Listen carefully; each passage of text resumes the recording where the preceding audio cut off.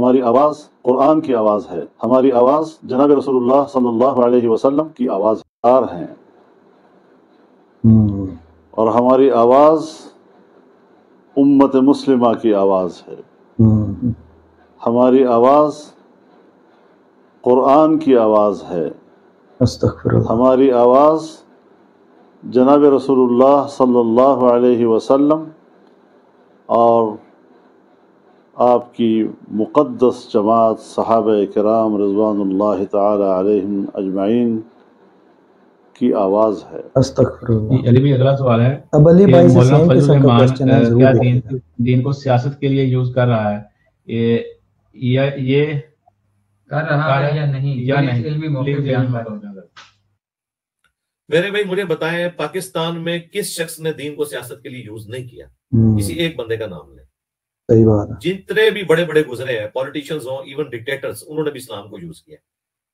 ज़ियाउल हक साहब ने क्या इस्लाम को यूज नहीं किया अपनी सियासत और अपने उस जो झूठा दावा उन्होंने किया था कि 90 दिन के अंदर इलेक्शन करवाएंगे, उसको उन्होंने 11 साल तक, वो भी अभी ना मरते तो उन्होंने जान नहीं थी छोड़नी, तो इस्लाम का नारा उन्होंने नहीं लगाया, मर्दे मोमन मर्दे हक कह के, तो उन्होंने भी सियासत के लिए यूज किया रिलीजन को।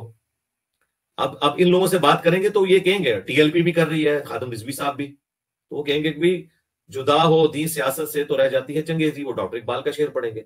हमें कोई इससे हर्ज नहीं है कि दीन को सियासत के लिए क्यों ना इस्तेमाल करें। सियासत क्या इस्लाम से बाहर की कोई चीज है?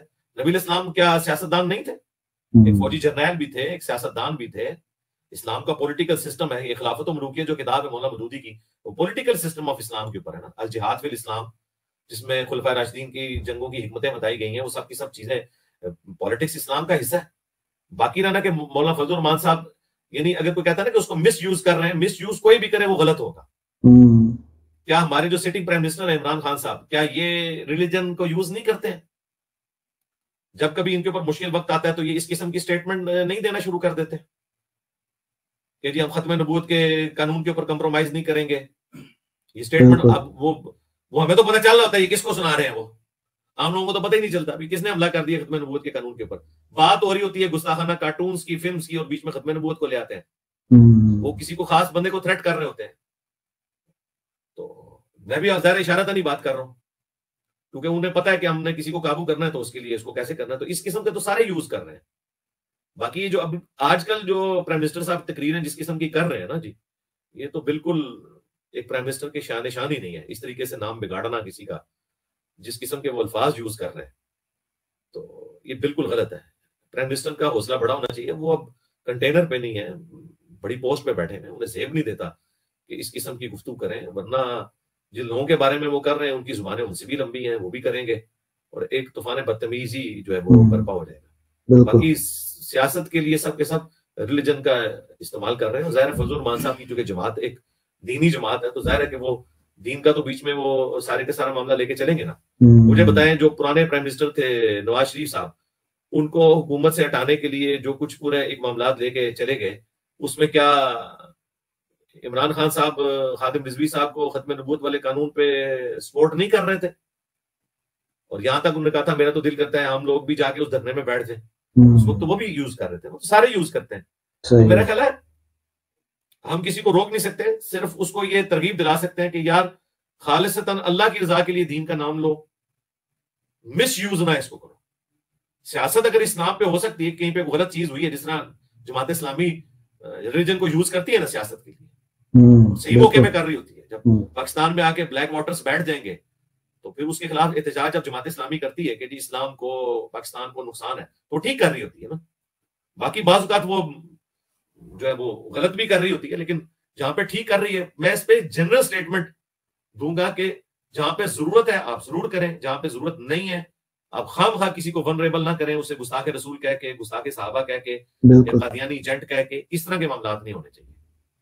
मैंने बहुत पहले मुखालफत की थी कि फजल रहमान साहब को बिल्कुल ये जेब नहीं देता था कि वो इस तरीके से बगैर सबूत के इमरान खान साहब को कहें कि यहूदी एजेंट है। वो सारे के सारे सबूत लेके आए। ये अलग बात है कि अभी ये 3-4 सालों में ऐसे वाकयात हुए हैं जिसकी वजह से मौलाना फजल रहमान साहब के मुकदमे को गलत कहने वाले लोग भी अब सीरियसली उस मुकदमे को सही समझना शुरू हो गए हैं, और वो कहते हैं कि नहीं हमें भी वसवसा आता है कि कहीं उनकी बात ठीक ना हो, और वो बात सिर्फ फजल रहमान साहब ने तो नहीं की, इससे पहले डॉक्टर इसरार साहब भी कर चुके हैं ये बात, सही साहब भी कर चुके हैं। लेकिन हम सबको कहेंगे कि दलील लेके आए। अगर दलील नहीं है ना जी, तो फिर आप किसी पे इल्जाम ना लगाएं। कराइन की रोशनी में कोई भी किसी के बारे में कर सकता है। मैं कभी शिया के लिए सॉफ्ट कॉर्नर के तौर पे कोई बात करता हूं, और वो कुरान और सुन्नत के दलाइल की रोशनी में होती है। जिस तरह भी पेशावर अटैक के ऊपर मैंने मजम्मत किया, तो वो कह देते हैं ये शिया का एजेंट है। कभी मैं बरेलवियों के लिए टीएलपी के धरने में मुझे खतरा था कि ये फोर्स ना इस्तेमाल करे, मैंने उनके लिए सॉफ्ट कॉर्नर के तौर पर कुरान और सुन्नत के दायरे में बात की है, तो कहने लगे कि जी इसकी बरेलवियत अभी तक नहीं गई है। अहले हदीस होने का तो इल्जाम मेरे पे लगाते ही रहते हैं बरेलवी देवबंदी के, जी अंदर से ये छुपा हुआ अहले हदीस है, वादी है, सही है, और मेरा नाम में मिर्जा आ रहा है, उसकी वजह से वो कादियानियत का भी इल्जाम लगा देते हैं। तो इन जालिमों से पूछेंगे कि नबी इस्लाम भी हाशमी थे और अबू लहब भी हाशमी था, खानदान तो नहीं आप अपना कर सकते। सहाबा किराम ने अपने खानदानों के नाम तो खत्म नहीं किए। अबू मूसा अशअरी कबीले की वजह से था, अबू दर गिफारी कबीले की वजह से था।